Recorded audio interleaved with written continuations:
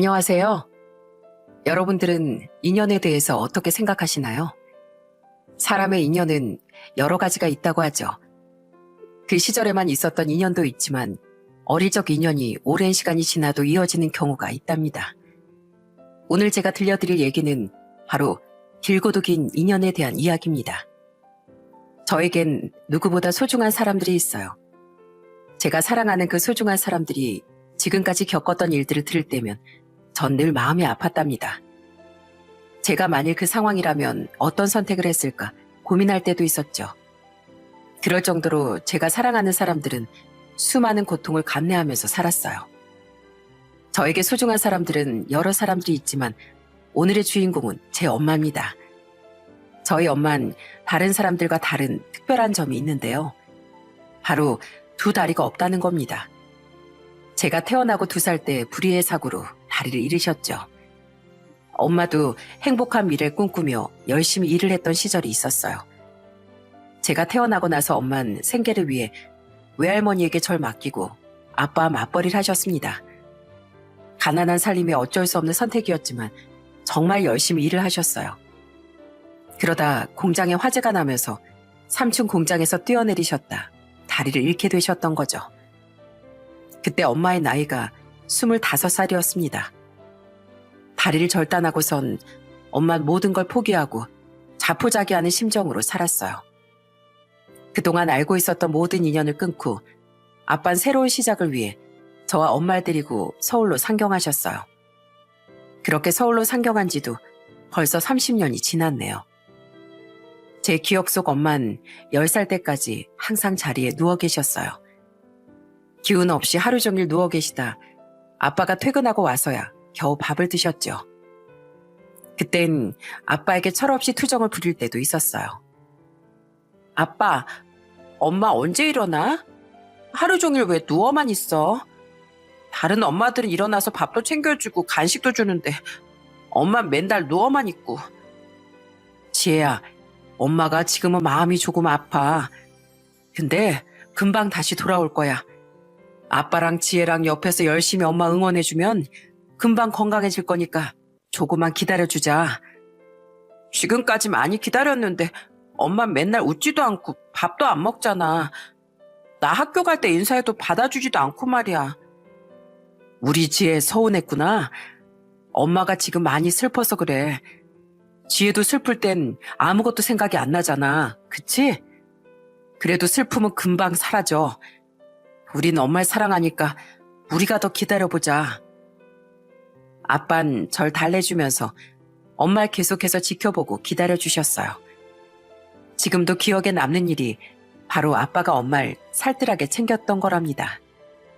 아빠도 생계를 책임져야 하니 바쁘게 회사를 다닐 수밖에 없었어요. 그래도 퇴근을 하시고 나면 혼자서 집에 있었을 엄마를 안고서 차에 태우고 항상 드라이브를 가시곤 했죠.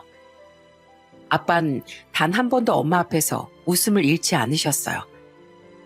엄마가 웃어주지 않고 아무런 말을 하지 않아도 다 이해하는 것처럼 혼자서 그렇게 행복하게 얘기를 하시곤 했죠. 그땐 아빠가 왜 저러실까 싶었지만 지금 생각해보면 찢어지는 마음을 숨기고 애써 괜찮은 척하는 아빠의 심정이 느껴져 마음이 참 시리기도 하답니다. 아빠는 항상 행복한 미래를 말하셨어요. 여보, 저기 봐. 저기 꽃 피운 거 보여? 당신 저 꽃 좋아했잖아.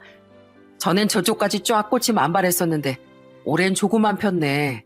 아쉽다. 그치? 다음엔 내가 좋은 곳 알아볼게. 당신 좋아하는 꽃 많이 보게 해줄게. 아빠, 엄마가 꽃을 좋아해? 맨날 보여줘도 엄마 안 좋아하는 것 같은데 한 번도 안 웃잖아. 아니야. 엄마가 얼마나 꽃을 좋아하는데. 엄만 꽃다발보다 저렇게 길가에 핀 꽃들을 엄청 좋아했어. 지혜도 봐봐. 진짜 예쁘지? 근데 아빠는 저 꽃들보다 엄마가 더 예쁘다. 엄마 웃으면 이거보다 더 예쁜데 아빠가 또 반할까봐 엄마가 안 웃는가 보다. 사고가 났던 해 이후 제가 10살이 될 때까지 아빠가 무단히 노력을 했지만 엄마의 마음은 그때도 낫지 않았어요. 거의 8년이라는 세월을 아빠는 혼자서 버티고 계셨던 거죠. 어느 날은 집안이 발칵 뒤집어졌을 때가 있었습니다. 학교 갔다가 돌아왔는데 집에 있어야 할 엄마가 온데간데 없이 사라진 거였죠. 퇴근하고 돌아온 아빠가 올 때까지도 전 엄마를 찾지 못했어요. 아빠 전 내내 엄마를 찾다가 해가 졌을 무렵이 되었을 때 겨우 엄마를 찾을 수 있었습니다. 엄만 휠체어를 타고 돌아가신 외할머니가 잠드신 곳에 찾아갔던 거였어요. 엄마를 발견하고서 화를 낼 것 같았던 아빤 그 길로 달려가 엄마를 와락 껴안으셨죠. 그러더니 어린아이처럼 엉엉 우셨어요. 당신 어쩌자고 여길 혼자 왔어? 어디 다친 데는 없어? 어떻게 왔어? 내가 데려다 주면 되는데. 당신 장모님 보고 싶었구나? 그럼 말이라도 해주지. 한참 찾았잖아. 여보, 이제 그만하자. 나 더 이상 이렇게 살고 싶지 않아.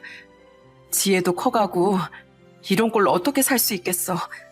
차라리 내가 없는 게 나아. 여보, 그런 말 하지 마. 어떻게 그런 소리를 할 수가 있어? 제발 나쁜 생각하지 마. 나 끝까지 당신 지킬 거야. 절대로 난 당신 손 안 놓을 거니까 제발 당신 먼저 놓지 마. 당신 놓아줄게. 2달이 없는 나랑 언제까지 이렇게 살 거야. 지혜도 점점 커가는데 이런 엄마가 있으면 짐밖에 더 되겠어? 현실적으로 생각해. 당신 2달이 없는 게 뭐가 어때서. 당신 이렇게 숨쉬고 살아있는 것만으로도 나한텐 행복이야. 내가 당신 깨어나지 못할까 봐 얼마나 기도했는데. 그러니까 그런 소리 하지 마, 여보. 우리가 어떻게 당신 없이 살 수 있겠어? 오열하는 엄마 아빠의 곁에서 저도 눈물을 흘릴 수밖에 없었습니다. 겨우 진정해 집으로 돌아오고 전 엄마를 위해 편지를 썼어요. 엄마, 난 엄마가 다리가 없어도 괜찮아. 내가 대신 다리가 돼줄게. 그리고 엄마가 매일 누워있어도 괜찮아.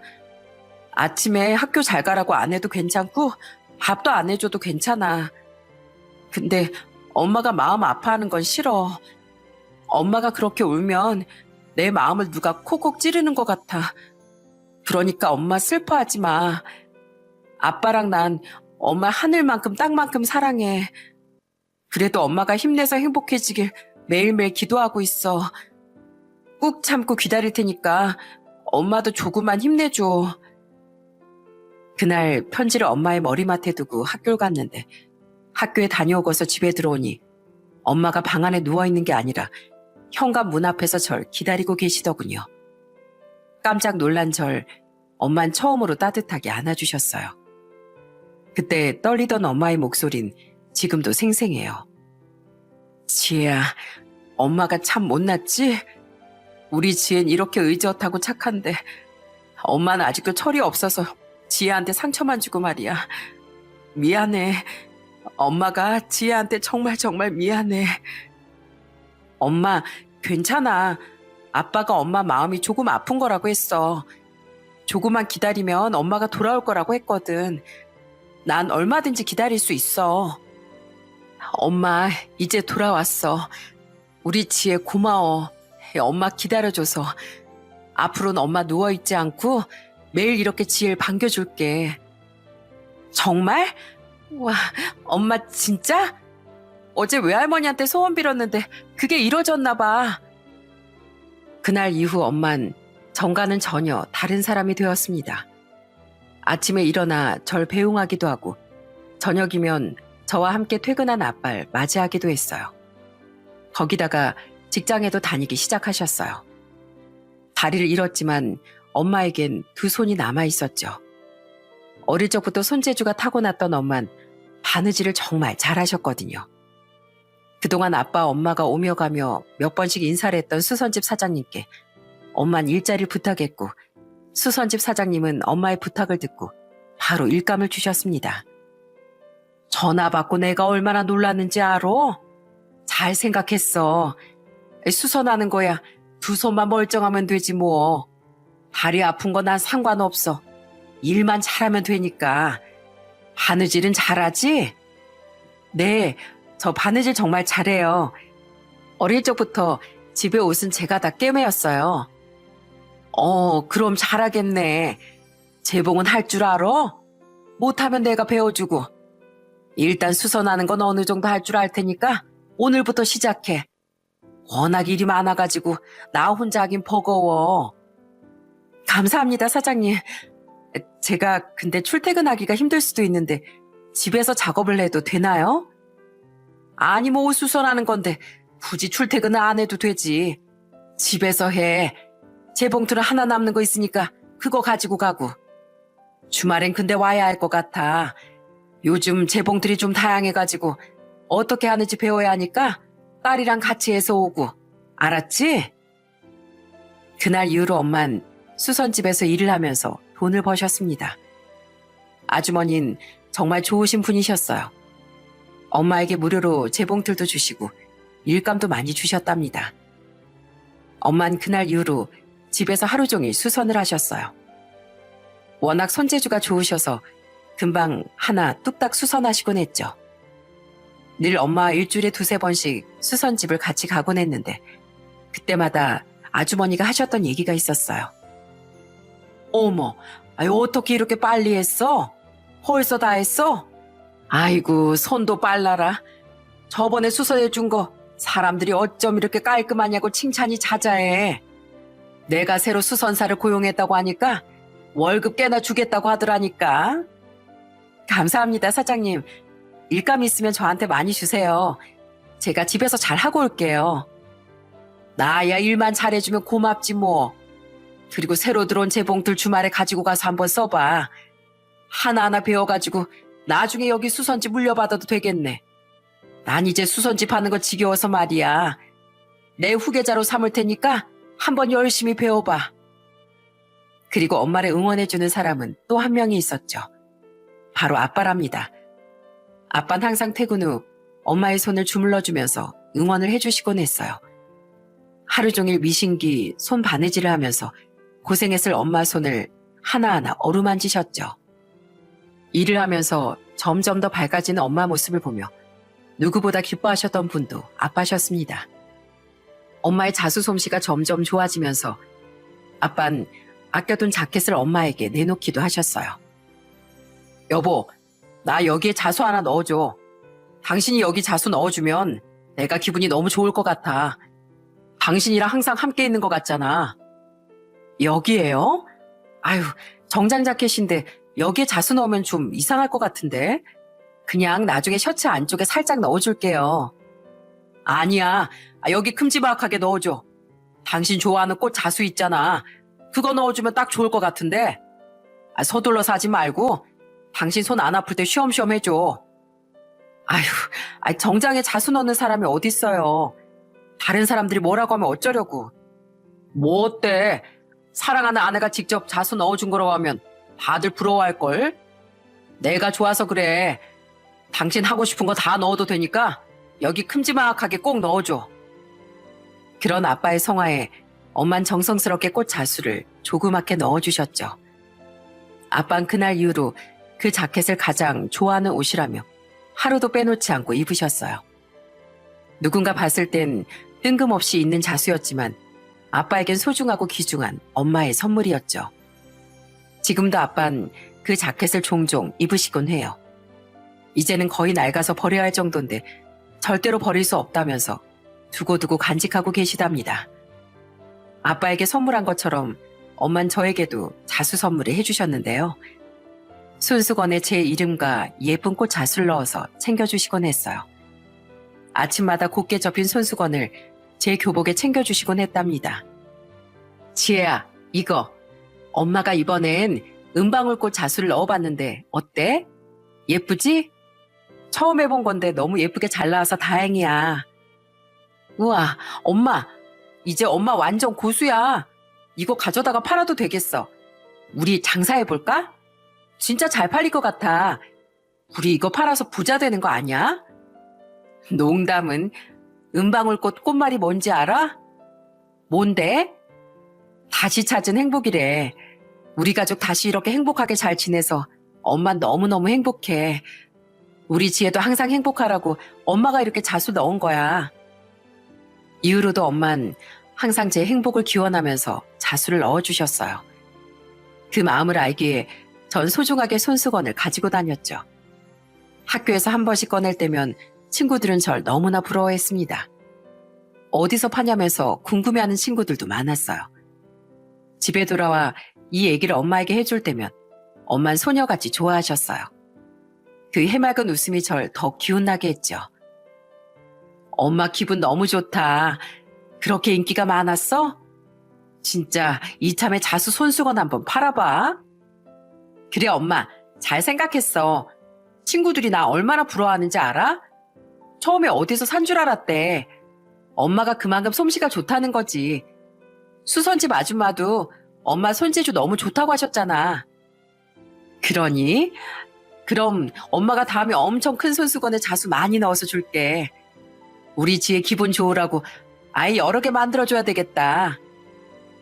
그 뒤로도 엄만 꾸준히 수선 일을 시작하시며 점점 기운을 되찾으시고 나중엔 활기도 찾으셨어요. 다린 불편하셨지만 누구보다 행복하게 잘 지내셨죠. 그렇지만 항상 좋은 일만 있는 건 아니었습니다. 두 다리가 소실된 이후 가끔씩 엄만 절단한 다리 부위에 심한 통증을 겪으시곤 했어요. 아무리 사고 후유증이라고 하지만 곁에서 봤을 때도 무척이나 고통스러워 보였죠. 그럴 때면 저와 아빤 엄마 손을 꼭 붙잡을 수밖에 없었습니다. 진통제를 먹고 나서도 한동안은 괴로워하시기도 했어요. 아빤 그런 엄마를 다정하게 달래셨죠. 여보, 괜찮아. 조금만 참아보자. 진통제도 먹었으니까 금방 괜찮아질 거야. 너무 아프면 내 팔 꼬집어. 당신 팔 말고 내 팔 꼬집어. 난 피부가 튼튼해서 안 아파. 당신은 피부도 연약하잖아. 그러니까 당신 팔 꼬집지 말고 내 팔 잡아. 지혜야, 엄마 손 꽉 잡아드리자. 엄마, 조금만 힘내. 내가 손 잡아줄게. 약 먹었으니까 금방 가라앉을 거야. 엄마 조금만 버텨줘. 여보, 괜찮아. 힘들면 소리 질러도 돼. 당신이 얼마나 힘들겠어. 울어도 되고 소리 질러도 되니까 걱정하지 마. 종종 겪어야 하는 일이었지만 전 다른 것보다 엄마가 힘들어하는 모습이 정말 마음이 아팠어요. 어쩌다 엄마에게 이런 고통이 오게 되었는지 하늘이 원망스러웠죠.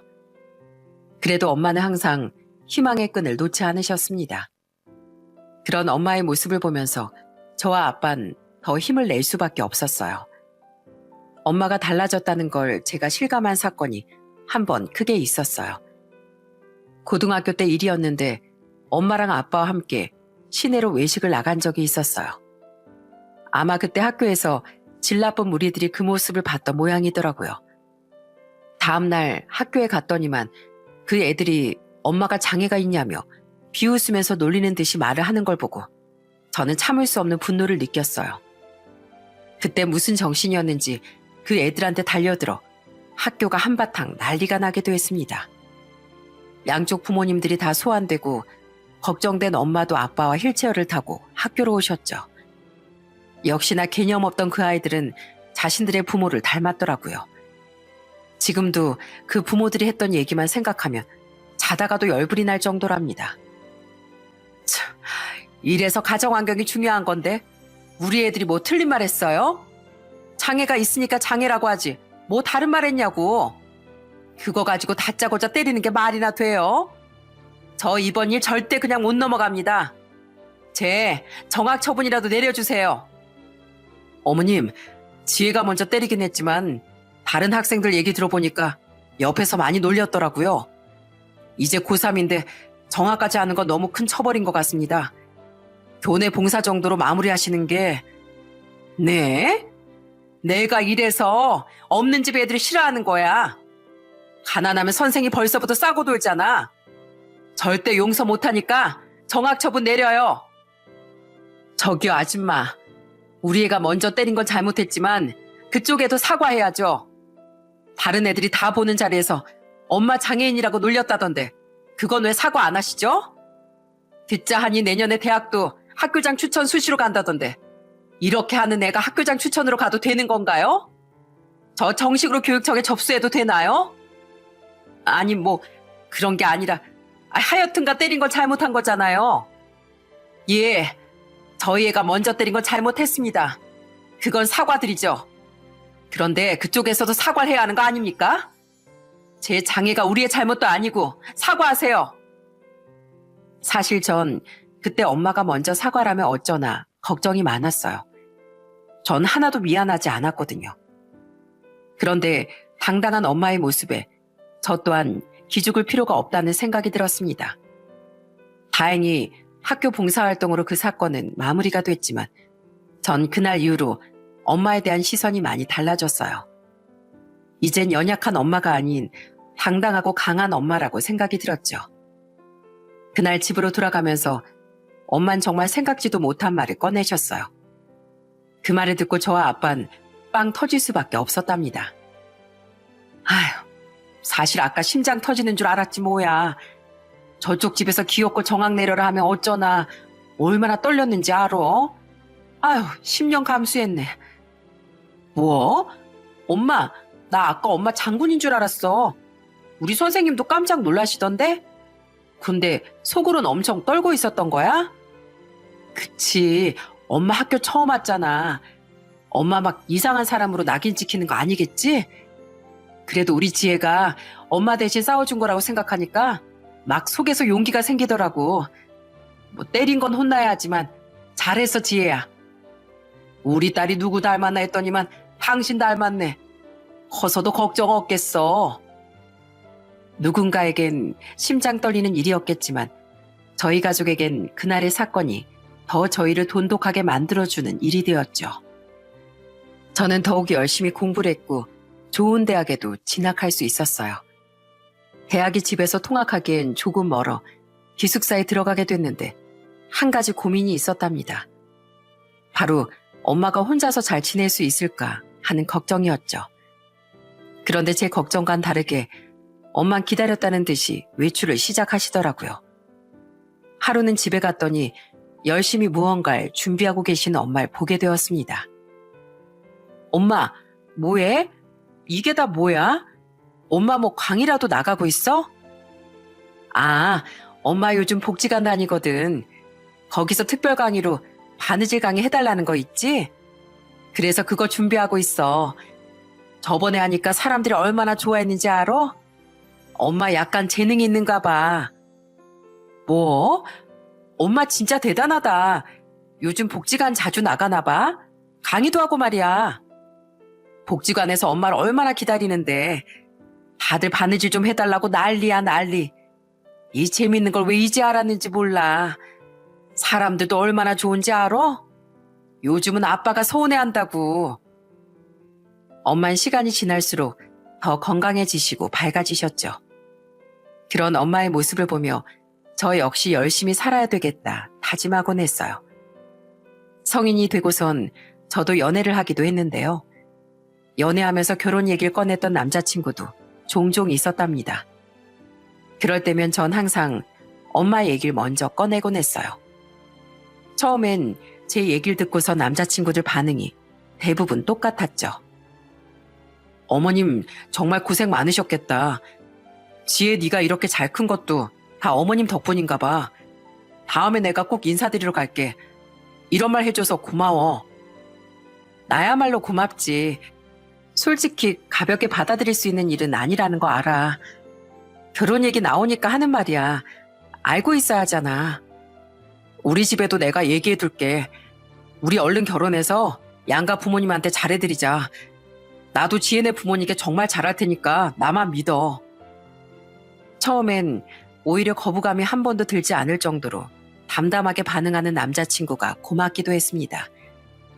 다들 괜찮다면서 별거 아니라는 식으로 말을 하니 저도 마음을 많이 놓았었죠. 그런데 정말로 집에 소개를 해주고 헤어진 날이면 어김없이 먼저 저에게 헤어짐을 고하더라고요. 그 이유 역시 늘 한결같았어요. 사실 난 아무렇지 않을 거라고 생각했거든. 근데 막상 어머님 상태를 보니까 난 받아들이기 힘들 것 같아. 미안해 지혜야. 지혜 너만 생각하면 헤어지고 싶지 않지만 결혼은 현실이잖아. 이해하지? 어떻게 그럴 수가 있어? 내가 얘기했잖아. 애초에 처음부터 얘기했던 건데 이제 와서 헤어지자고? 그럼 장애 있는 부모 네가 평생 모실 거잖아. 난 그럼 어떻게 하라고? 너네 부모까지 부양하면서 살라는 거야? 너 진짜 이기적인 거 아니야? 그리고 상태를 정확히 말을 했어야지. 이건 네 잘못도 있어. 어쨌든 난 너랑 결혼 못하겠으니까 헤어져. 1년을 사귀었던 남자친구도 3년 내내 사귀었던 남자친구도 모두 저희 집에 인사를 가고 난 후 제게 헤어지자고 통보를 했었죠. 정말 큰 상처를 받았지만 전 부모님께 이 사실을 털어놓을 수는 없었어요. 아무리 숨겨보려고 했어도 엄만 눈치로 어느 정도 예상을 하시는 듯 했습니다. 하루는 절 슬며시 부르시더니 조용히 물어보시더라고요. 혹시 지혜야, 너 남준이랑 헤어진 이유 이 엄마 때문이야? 너희 3년 동안 사귀었는데 갑자기 헤어졌다고 해서. 아니야, 엄마 그런 거 아니고 사실 남준이가 전처럼 좋지 않아서 그랬어. 결혼한다고 생각해보니까 더 부담되더라고. 그래서 더 늦기 전에 헤어지자고 했지 뭐. 진짜야? 엄마한텐 솔직히 말해도 돼. 엄마 늘 각오하고 있었어. 무슨 각오야 각오는. 그런 거 아니라니까. 절대 그런 거 아니니까 이상한 생각하지 마. 그리고 만에 하나 그러더라도 내가 그런 사람이랑 결혼하겠어? 그런 사람이랑은 죽어도 결혼할 생각 없어. 몇 번의 경험 이후 전 결혼에 대해 크게 생각을 하지 않았어요. 굳이 결혼을 하지 않고서도 평생 엄마 아빠와 행복하게 살아도 좋겠다 싶었죠. 그러다 30대 초반이 되었을 때 전 운명의 그 사람을 만나게 됐습니다. 지인이 간곡한 부탁을 하는 바람에 자리라도 한번 나가야 되겠다 싶어서 나간 소개팅 자리였어요. 그런데 제 앞에 너무 괜찮은 사람이 앉아 있었죠. 마음을 다잡고 냉정해지자고 생각하고 집안 상황에 대해 첫 만남에 다 털어놨는데 그 사람은 그게 뭐가 문제냐며 대수롭지 않게 생각하더라고요. 처음에 그 사람의 말이 진실이 아니라고 생각했어요. 절 꼬셔내려고 아무 말이나 한 거라 단정했죠. 그런데 그 후로도 그 사람은 저에게 꾸준히 호감을 표현하더라고요. 무슨 생각이었는지 전 왠지 그 사람을 믿고 싶어졌습니다. 그래서 마음을 받아줄 수밖에 없었죠. 아마 그게 운명이었던 것 같아요. 잘 알지도 못하는 사람이었는데 무작정 믿고 싶다는 마음이 들었거든요. 그렇게 그 사람은 제 남자친구가 되었습니다. 남자친구는 심성이 참 착한 사람이었어요. 주말마다 가끔씩 가족들과 봉사활동을 간다고 했는데 그 이유가 참으로 놀라웠어요. 어릴 적부터 엄마가 봉사활동을 많이 다니셨는데 주로 장애인 복지관에 갔었거든. 그때마다 사람은 외형은 다를 수 있지만 마음은 똑같다는 걸 알게 됐지. 그러니까 지혜 너도 걱정하지 마. 우리 집에선 오히려 어머님 대단하다고 생각하실걸? 정말 그러실까? 난 우리 엄마가 진짜 훌륭하고 좋으신 분이라는 거 알지만 사실 사람들의 편견이라는 것도 있으니까. 그런 거라면 걱정하지 말라니까. 난 우리 부모님 절대 그러지 않을 거라고 믿어. 나도 그렇고. 분명 지혜 어머님 아버님은 좋으신 분일 테니까 우리 부모님도 좋아하실 거야. 남자친구와 연애를 하면서 되도록 집엔 천천히 알리고 싶었어요. 혹시나 또 헤어지게 되면 엄마가 슬퍼하시진 않을까 걱정을 했기 때문이었죠. 그런데 남자친구는 항상 저희 집에 인사를 하고 싶어 했습니다. 전 왜 그런가 이해를 하지 못했죠. 하루는 절 데려다 주면서 갑자기 화장실이 급하다며 저희 집에 들려야 되겠다고 하더라고요. 제가 말릴 틈도 없이 저를 데리고 집 앞으로 가 초인종을 눌렀죠. 문을 연 아빠는 저와 함께 서 있는 남자친구를 보고선 더 놀라셨어요. 그리고 아빠보다 더 놀라신 건 엄마였습니다. 남자친구는 웃으면서 인사를 하곤 바로 엄마 곁으로 향하더라고요. 남자친구의 행동에 엄마 아빠는 너무나 깜짝 놀라셨죠. 안녕하세요. 저 지혜랑 만나고 있는 강정민이라고 합니다. 어머님, 제가 어머님 아버님 꼭 만나 뵙고 싶다고 했는데 아무리 애원해도 절 소개해주지 않아서 이렇게 불쑥 찾아왔습니다. 어머, 우리 딸이 연애하는 줄은 몰랐네. 반가워요. 난 지혜 엄마예요. 지혜가 왜 이렇게 예쁜가 했더니 어머님을 쏙 빼닮아서 이쁜 거였네요. 어머나 세상에. 어떻게 자기 아빠 닮은 사람을 데리고 왔어. 엄마를 보고서도 놀라는 거 없이 싹싹하게 대하는 남자친구를 보면서 참 괜찮은 사람이라는 생각을 다시 한번 하게 됐습니다. 그날 남자친구는 아빠 엄마랑 함께 2시간을 넘게 수달 떨다 집으로 갔죠. 엄마 아빠는 너무 마음에 든다면서 좋아하셨어요. 그리고 어느 날이었습니다. 그날은 남자친구가 저희 집에서 저녁밥을 먹고 싶다며 왔던 날이었어요. 밥을 다 먹고 다 같이 모여 과일을 먹고 있는데 뜬금없이 남자친구가 무릎을 꿇었죠. 남자친구 입에서 나온 말에 온 가족이 깜짝 놀랐습니다. 어머님, 아버님, 저 지혜랑 결혼하겠습니다. 제가 돈이 많은 것도 아니고 부자도 아니지만 지혜 하나만큼은 행복하게 해줄 자신이 있습니다. 꼭 허락해 주세요. 뭐? 결혼하겠다고? 그 말 진심이야? 네, 어머님. 저 지혜랑 결혼하고 싶어요. 먼저 어머님, 아버님 허락받고 싶어서 이렇게 말씀드리는 겁니다. 허락해 주실 거죠? 아유, 당연하지. 우리 정민이라면 당연히 허락해야지. 고마워. 우리 딸이랑 결혼해줘서 너무너무 고마워. 허참, 이렇게 충격적인 고백 받는 건 처음이네. 자네라면 내가 우리 딸 보내줄 수 있지. 자네가 우리 딸 꼭 행복하게 해주겠나. 그렇게 프로포즈를 받고 난 후 처음 예비시댁에 인사를 가게 되었어요. 어찌나 긴장이 되던지 추운 날씨에도 전 등이 땀으로 흠뻑 젖을 정도였죠. 초인종을 누르는 그 순간에도 어떻게 해야 하나 머리가 새하얘졌습니다. 종이 울리고 얼마 지나지 않아 환하게 웃으며 누군가가 나왔어요. 바로 예비 시모였습니다. 절 보더니 너무나 반가워하셨어요. 어머나 세상에, 반가워요. 난 정민이 엄마예요. 정민이한테 얼마나 얘기를 많이 들었는지 몰라요. 아유, 이렇게 고운 여자친구가 있었으면 진작에 소개 좀 해주지. 안녕하세요. 저는 손지혜라고 합니다. 어머님, 이거 받으세요. 내가 좋아하는 과일이네. 아유, 어떻게 알고. 얼른 들어와요. 날씨도 추운데. 손이 아주 꽁꽁 얼었겠네. 따뜻하게 국 데웠으니까 바로 밥 먹어요. 그날 인자하신 예비 시모의 웃음에 전 마음이 사르르 녹는 듯 했습니다. 한 가지 마음에 걸리는 게 있었다면 바로 엄마의 두 다리 얘기를 어떻게 꺼낼까였어요. 그런데 제 걱정과는 다르게 예비 시모께선 먼저 그 얘기를 꺼내주셨죠. 잔뜩 긴장하면서 얘기를 들었는데 생각했던 것과는 다른 말을 해주시더라고요. 저는 놀랄 수밖에 없었습니다. 어머님 얘긴 들었어요. 많이 걱정했죠? 아무래도 사람들이 다 생각이 다르니까.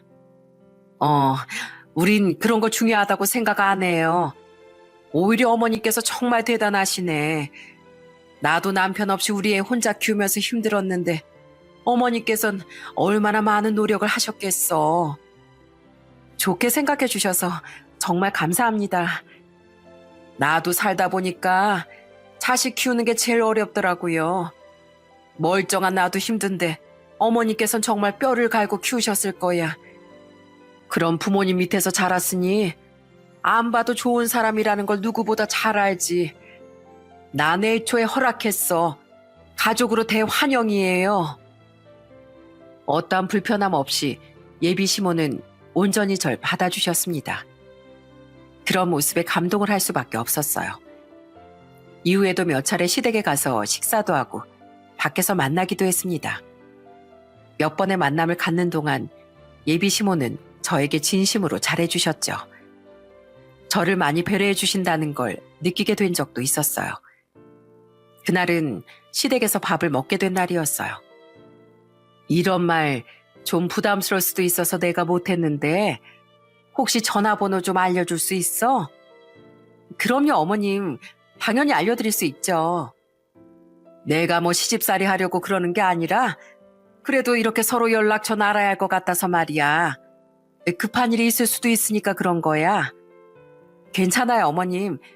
제 연락처 알려드릴 테니까 편하게 연락해 주셔도 돼요. 그날 그렇게 전 예비 시모와 연락처를 교환하게 되었어요. 그게 멈췄던 운명이 다시 이어질 거라는 생각은 그땐 하지 못했습니다.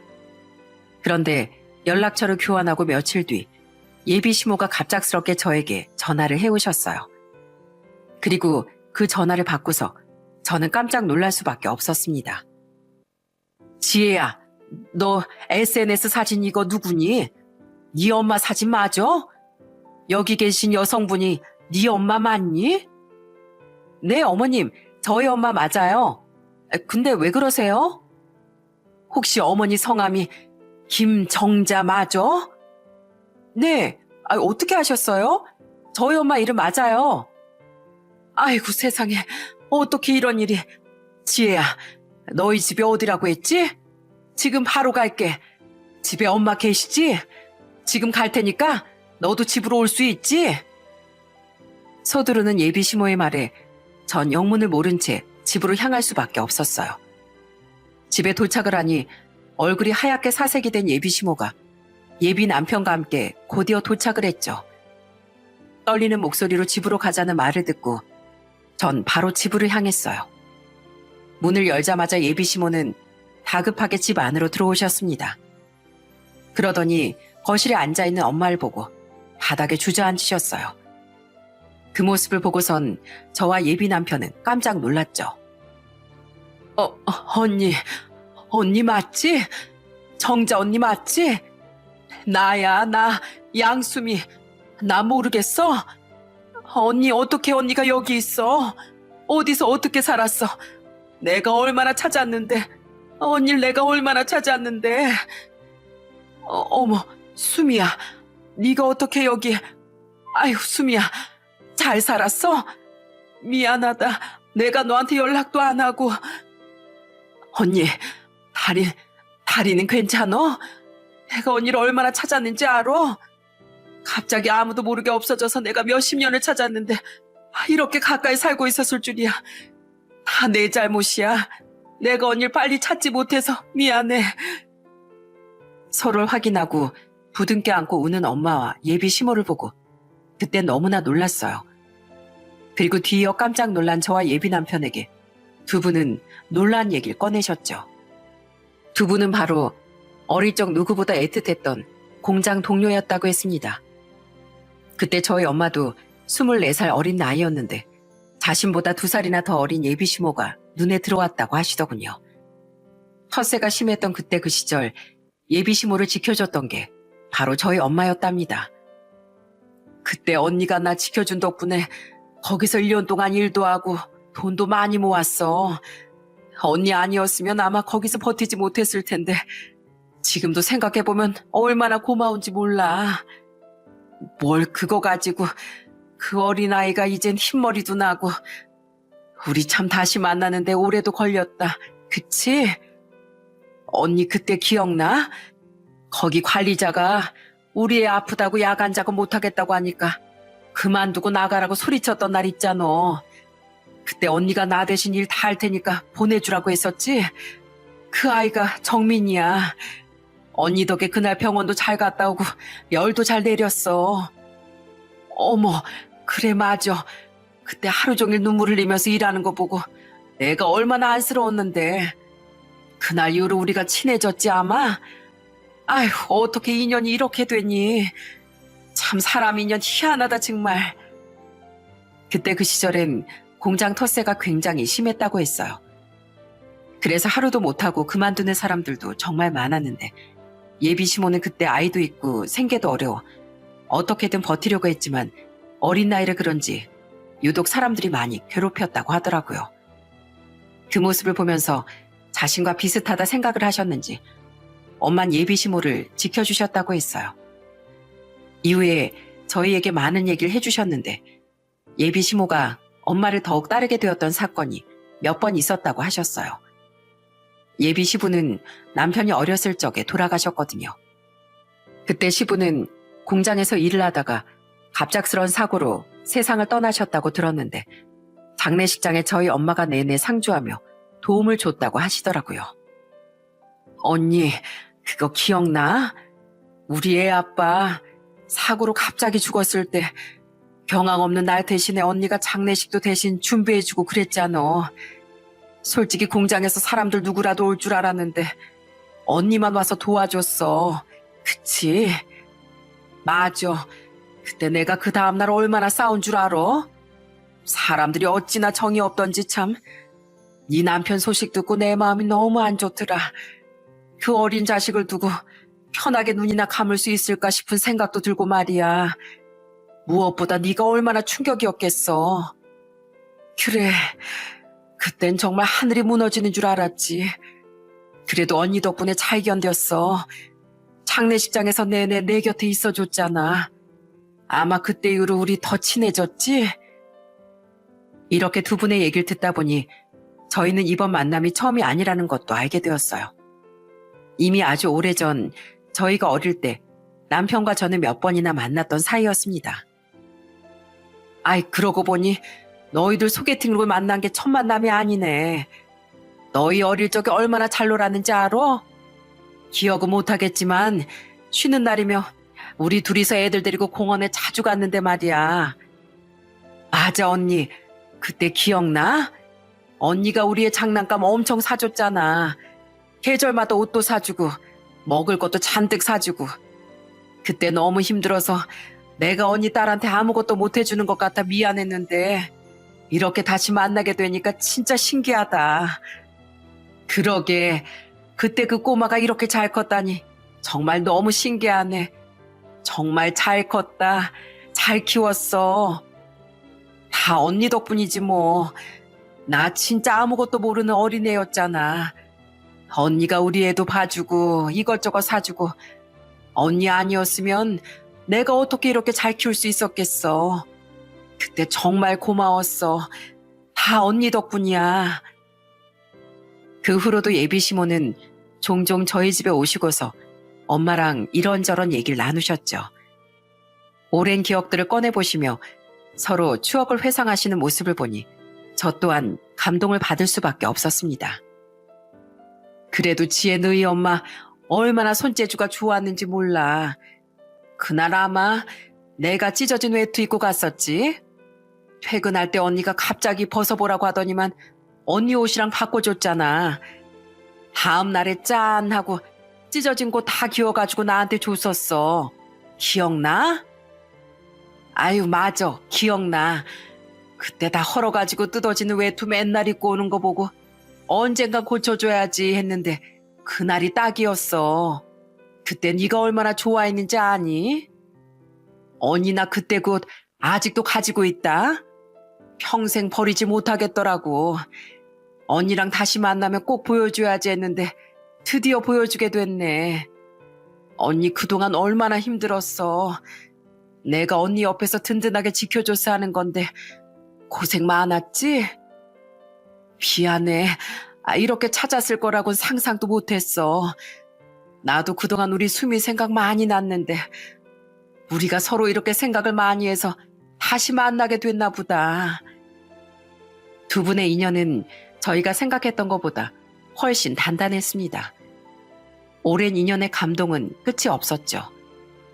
그리고 그때서야 전 시모가 20년 넘게 장애인 복지관에 봉사를 하는 이유를 알 수 있었습니다. 내가 20년 동안 장애인 복지관 봉사 갔다고 했었나? 사실 언니가 살았는지 죽었는지도 모르겠는데 어디선가 꼭 살아있을 것 같더라고. 여기 봉사도 가보고 저기도 가보면서 언니 아는 사람이라도 있는지 얼마나 찾았는지 몰라. 정말? 아휴, 난 그것도 몰랐네. 그렇게 날 찾을 줄이야 생각도 못했어. 미안하다, 수미야. 내가 연락을 했어야 하는 건데. 그러니까 언니 왜 연락처도 안 남기고 갔어. 주소라도 남겨주지. 나한테 언니가 어떤 존재였는데 가족이나 다름없었는데 그래도 언니 마음 다 이해했어. 나한테 짐 될 것 같아서 그런 거잖아. 고마워. 지금도 기억해줘서. 나한테도 수미 넌 내 친동생이나 마찬가지야. 앞으로 우리 절대 헤어지지 말자. 하루하루 희망을 가지고 엄마를 찾으셨던 시모는 30년이 지나서야 조금씩 마음을 놓게 되었다고 하셨어요. 그러다가 정말 기가 막힌 인연으로 이렇게 다시 만나게 된 거였죠. 결혼을 준비하면서 감동적인 순간은 또 있었는데요. 어느 날 시모가 할 말이 있다면서 절 찾아오셨어요. 그러더니 뜻밖의 제안을 하셨습니다. 사실 엄마가 휠체어를 타셔야 하니 혼주 촛불 저만은 어려워 생략하기로 했었거든요. 그것 때문에 내내 고민을 하시더니 저에게 한 가지 제안을 하셨어요. 지혜야, 엄마랑 나랑 혹시 같이 촛불 좀 하면 안 되니? 휠체어 내가 끌고 가면 되는데 말이야. 너만 괜찮다면 난 언니랑 나랑 같이 촛불 좀 하고 싶어. 아유, 어떻게 생각해? 언니 민폐일 것 같다고 안 된다고 하는데 네가 좀 설득해주면 안 될까? 어머님, 그런 생각까지 하셨어요? 감사해요. 저도 그러면 너무 좋죠. 감사할 게 뭐야. 이제 한 가족인데. 나한테는 아주 오래전부터 가족이었어. 꼭 촛불 점화 같이 하고 싶어. 시간이 오래 걸려도 꼭 했으면 좋겠구나. 다른 사람들도 오기 때문에 저희 엄만 민폐일 것 같다며 거절했던 촛불 점화를 시모께선 꼭 하겠다고 전하셨어요. 결혼식을 준비하면서 시모께선 매일 저희 집으로 찾아오셨어요. 제가 없을 때도 항상 엄마를 만나러 오셨죠. 정말 사돈이 아니라 친자매처럼 보일 정도로 두 분은 각별했습니다. 지혜야, 왔어? 내가 여기 있으니까 당황했겠다 너. 나 여기 올 땐 네 시어머니가 아니고 그냥 이모야, 이모. 그러니까 편하게 생각해. 네, 어머님 오늘도 또 오셨어요? 또 저녁까지 있다 가시려고요? 그래, 오늘 내가 우리 정재 언니 좋아하는 고등어 조림 해주려고. 언니, 기억나지? 언니 고등어 조림 엄청 좋아했잖아. 내가 다른 건 몰라도 고등어 조림은 기가 막히게 한다고 칭찬했었잖아. 나 그거 지금도 잘해. 맞아. 우리 수미가 고등어 조림 엄청 잘했지. 어디 보자. 이제 살림 얼마나 잘하는지 내가 봐야 되겠어. 지금도 잊지 못하는 날은 바로 대망의 결혼식 날이랍니다. 결혼식의 시작을 알리는 촛불 점화는 양가 어머님들이 환하게 밝혀주셨어요. 엄마의 휠체어를 끌고서 함께 단상으로 걸어나가 촛불을 점화하셨죠. 그 모습을 보고 참석한 하객들도 감동의 눈물을 흘릴 수밖에 없었습니다. 결혼식 이후 시모께선 저희 집에 저희보다 더 자주 찾아오세요. 하루는 집에 갔더니 시모가 엄마한테 자수를 배우고 계시더라고요. 어머, 사도는 여전히 손재주가 좋으시네요. 어쩜 이렇게 자수를 잘 두시는지. 내가 원래 손재주는 좋았지. 그나저나 우리 언제 여행 가? 우리 남편 빼고 갈까? 아유, 형부터 서운해하면 어쩌려고. 아유, 몰라. 남편은 다음에 끼워주자고. 우리 다음엔 아예 해외로 갔다 오자. 너랑 같이 가면 해외도 갈 수 있을 것 같아. 엄마와 시모는 둘도 없는 친자매처럼 행복하게 잘 지내고 계시답니다. 아빠도 밝아진 엄마를 보며 시모에게 정말 고마워하세요.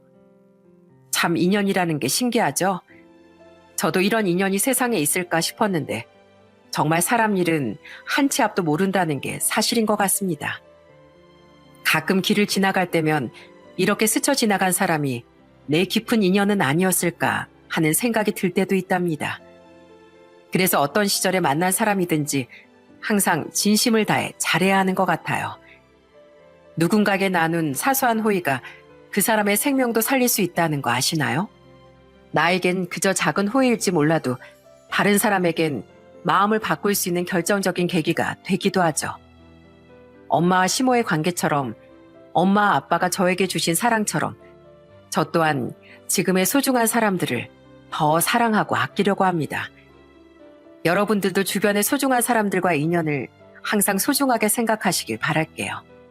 제 이야기는 여기서 마치겠습니다. 늘 행복하시고 건강